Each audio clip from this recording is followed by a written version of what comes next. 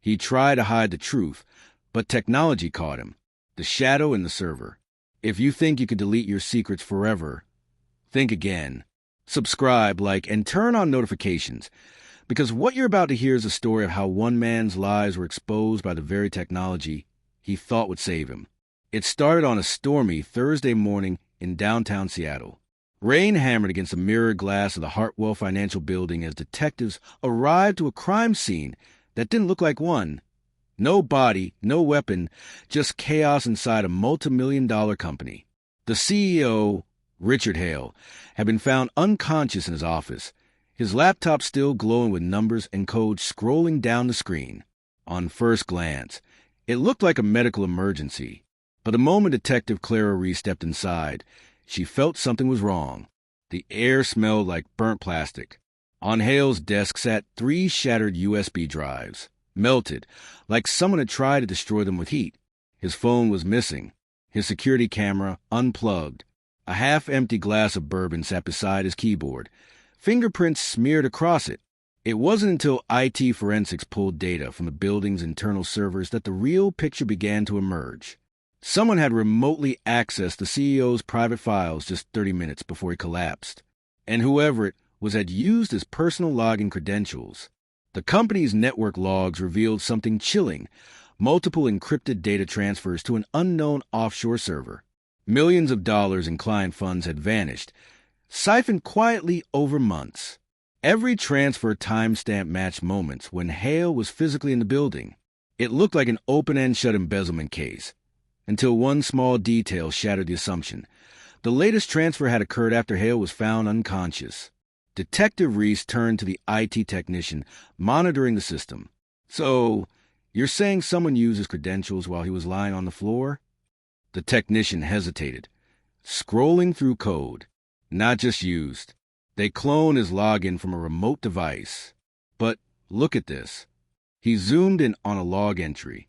Whoever did this left a trace. It's like they forgot to mask one packet, a single IP ping from a local source. That trace led to an unexpected location: Hale's own apartment. Reese's partner, Detective Marcus Dean, went there immediately. The place was immaculate, almost too clean, like someone had wiped it for show. On the counter sat another laptop, identical to the one in Hale's office, except this one had been stripped of its hard drive.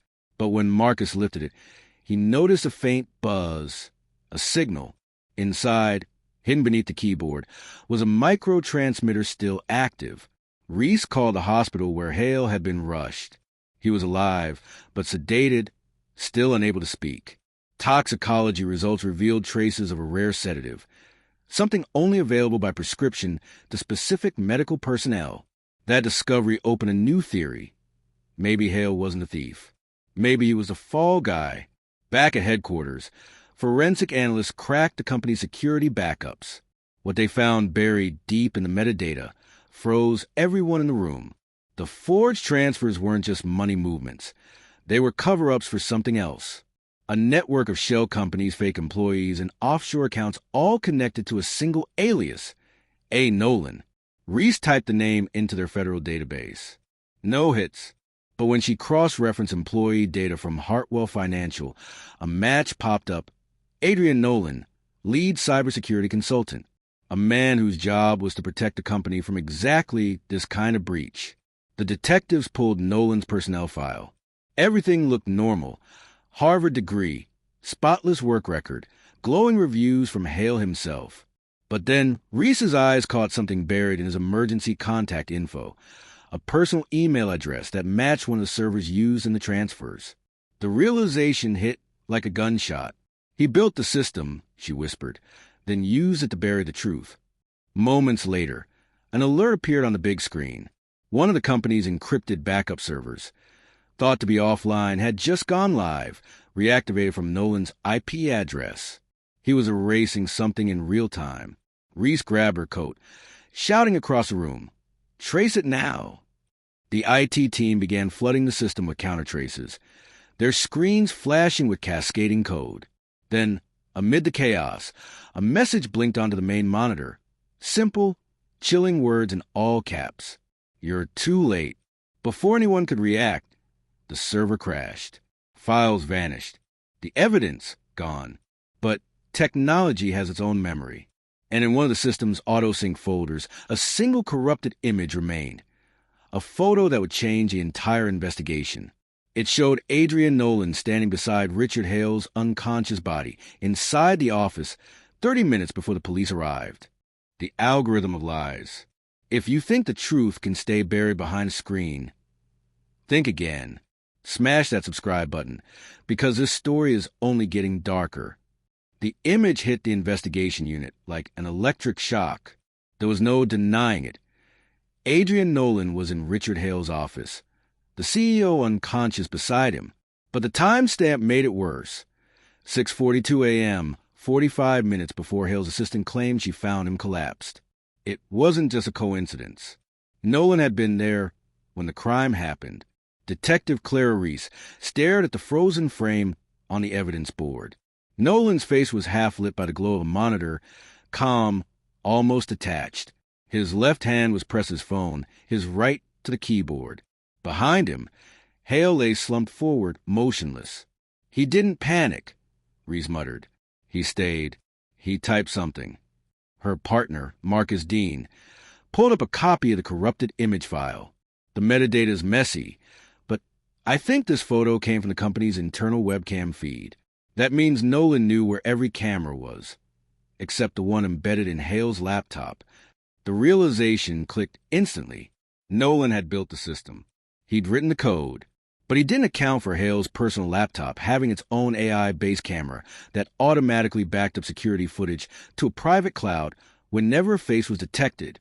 That's how the image survived, in an automated AI archive Nolan himself had designed. Reese smirked grimly. He got caught by his own invention. They needed Nolan. Fast. But when detectives raided his listed address that night, the apartment was stripped bare. No furniture, no clothes, no digital devices. Just a single item taped to the refrigerator door, an old flash drive labeled for Clara. Reese plugged it into an isolated lab system at HQ. Inside, one file appeared. A text document. It read, "Detective Reese, I know you're reading this. I didn't hurt Hale, but if you found this, you've already triggered something. Check your network logs." Seconds later, the lab screens flickered. Firewalls blinked red. An unknown script began spreading through the system, scrambling file names, mimicking malware, but doing something stranger. It wasn't deleting evidence. It was rewriting it. Marcus shouted, "Pull the plug." Reese hesitated. "Wait, let it run." Within seconds, the virus decrypted a hidden folder buried in the police server. Data Hale had uploaded before his collapse. Financial statements, offshore accounts, and audio logs from board meetings. One file was labeled confession_1.mp3. They played it. The voice was unmistakably Richard Hale's. If this recording is found, it means Nolan's going to expose me. Yes, I moved the money. But he's not innocent. He's using me to clean his tracks. He said he'd protect the company's image, that no one would ever find out. But I think he's planning to disappear with everything. The recording ended in static. The room went silent. The line between victim and villain had blurred. Hale had stolen the money, but Nolan was the one making him do it. A digital puppeteer controlling from behind the code. Reese leaned back. He wasn't just covering his tracks. He was rewriting reality. Hours later, FBI cybercrime agents joined the case. They traced the reactivation of the offshore servers and discovered something stunning. Nolan had used artificial intelligence to generate fake transaction histories, falsified timestamps, and deepfake video Hale authorizing payments. He had built a world of lies, one that looked perfectly legitimate to auditors. But there was one problem Nolan couldn't predict: human error. A minor power outage weeks earlier had caused part of his AI system to fail mid-render. That's why the backup image from Hale's laptop still existed. And that small glitch was now the thread pulling apart his empire. The hunt went international. Nolan's passport had been flagged leaving Vancouver on a private jet registered to one of the same offshore companies tied to the embezzlement scheme. He was moving fast, erasing servers, burning data trails as he went. Reese and Marcus flew to Canada with a cyber unit in pursuit. They coordinated with Interpol to track the plane's flight path. Midway through the night, an encrypted message arrived on Reese's secure phone and signed anonymous, but she knew the tone instantly. You think you're chasing me, but I'm already in your system. You can't catch what you can't see. The phone shut off. Every light in the cabin dimmed for a second. Marcus looked up. He's watching us. By morning, news broke that Nolan's jet had never landed at its intended destination. Air traffic control lost contact 50 miles before reaching Iceland. No crash, no distress call, just vanished. Hours later, a digital signature appeared on the darknet. A data wallet moved $5 million worth of cryptocurrency from Nolan's known account to an unknown one. Attached was a single line of text. The truth isn't gone. It's just hidden where only I can reach it. The investigation stalled. But that night, as Reese reviewed case files from her home computer, her monitor glitched for a fraction of a second and displayed a message in the corner of her screen. Hello, Clara. The cursor blinked twice, then vanished. And at that exact moment, the backup servers at Hartwell Financial, the ones thought permanently deleted, reactivated by themselves. Inside, something new had been uploaded. A video file titled The Last Confession. The Truth Beneath the Code. If you've made it this far, you're in too deep to turn back now. Subscribe, like, and drop a comment, because the truth you're about to hear will haunt you long after the video ends. The room was silent, except for the soft hum of Clara Reese's computer. The file labeled The Last Confession stared back at her like an open wound. She hesitated, then double-clicked. The screen went black. For a few seconds, nothing, then static. Then the image flickered into view. Richard Hale, seated in his office, pale and exhausted, talking directly into his webcam.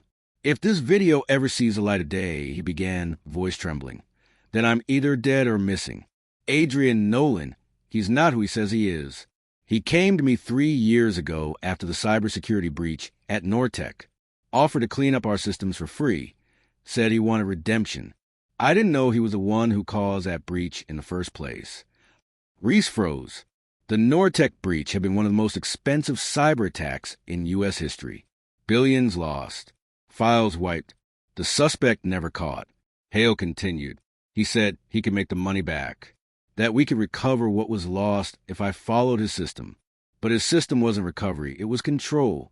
Every login, every password, every transaction went through him. He said he was protecting me. In truth, he was building something. Something I didn't understand. The video glitched. For a second, Nolan's reflection appeared behind Hale, blurred, silent, watching. Then the feed cut out. Reese immediately called Marcus. Within minutes, the cyber unit assembled at headquarters. They restored the corrupted parts of file, and what they found in the final frames changed everything. The last image showed a code sequence projected on Hale's office wall. Lines of binary scrolled upward, repeating one word embedded inside the data, Sentinel. It wasn't just text. It was an executable program, Nolan's final creation. The team extracted fragments from the reactivated server. Sentinel wasn't a virus. It was an AI watchdog, designed to erase all traces of Nolan's digital footprint if he ever went offline for more than 72 hours. But there was something else buried in the code, coordinates, a real-world location. Iceland. Reese and Marcus were on a plane within hours. The coordinates led them to a decommissioned data facility carved into a glacier's base, abandoned since 2017. Inside, the air was freezing, filled with dust and silence. Dozens of dead servers sat in rows, their lights long gone out. But as they ventured deeper, a faint glow pulsed from one remaining unit in the back. It was online, running.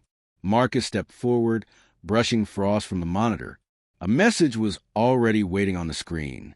Welcome, Detective Reese. You found me. Reese's heartbeat quickened. It's him. The system booted up a video feed. Adrian Nolan, sitting in what looked like a cabin, his expression eerily calm. If you're watching this, he said, then you've realized I was never running. I was waiting. The truth is, I didn't create Sentinel to hide from the law. I created it to expose what the law hides. Hale stole millions, yes, but not from his clients. From the government. From black accounts that weren't supposed to exist. When I found out, I tried to stop him. He poisoned himself before I could finish the upload. I staged a breach to draw attention. Not to vanish, but to prove he wasn't innocent. You were chasing the wrong villain. Marcus whispered. He's lying. Reese wasn't sure. The footage continued. The real criminals will call me a fugitive. But look deeper. Every byte you recover from these servers points to offshore accounts owned by federal contractors, the same ones funding the breach Hale covered. That's the truth you'll never be allowed to publish. But I've already sent it to the world.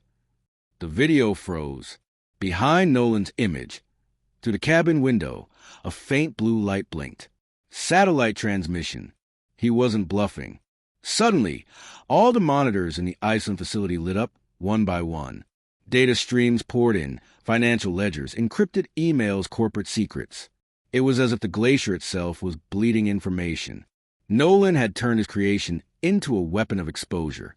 Within hours, news outlets across the world were flooded with anonymous data dumps revealing corruption at high levels of finance and government.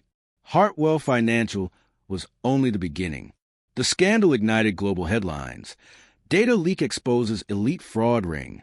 Interpol demanded answers. But Nolan's digital trail ended there. His coordinates, traced through satellite pings, led only to empty snowfields. No cabin, no signal, nothing. Days later, Reese returned to Seattle. She hadn't slept in 3 nights. Every news channel debated whether Nolan was a whistleblower or a criminal genius. She stared at her laptop, replaying his words. You were chasing the wrong villain. Then a sound, a ping. Her phone vibrated once. A new email appeared. No sender, no subject, just an attachment titled Mirror EXE. She opened it on an isolated system. The screen went black. Then text appeared in white. Truth doesn't vanish, Clara. It replicates. Her camera light flickered on. And for half a second, before the screen went dark again, she saw her own reflection, overlaid with Nolan's face. The cursor blinked once, then typed 2 final words. I'm back. If you thought this story was over, think again. The next one goes deeper. Subscribe now, because the truth is always watching.